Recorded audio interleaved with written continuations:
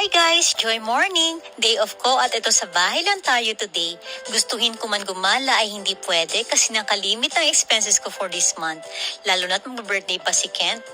Hindi naman pwede na mas mataas pa ang expenses kaysa sa income natin, di ba? Kaya kailangan balance lang.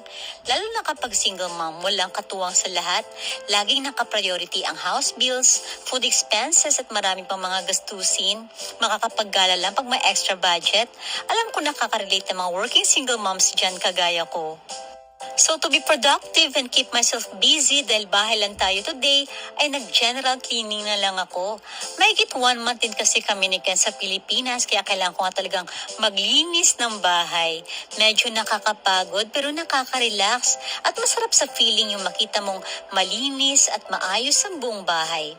Ito na nga din yung parang workout ko kasi grabe talaga ako pawisan at hindi ako humihinto hanggat hindi ako napapagod at hanggat hindi natatapos ang lahat ng gawain.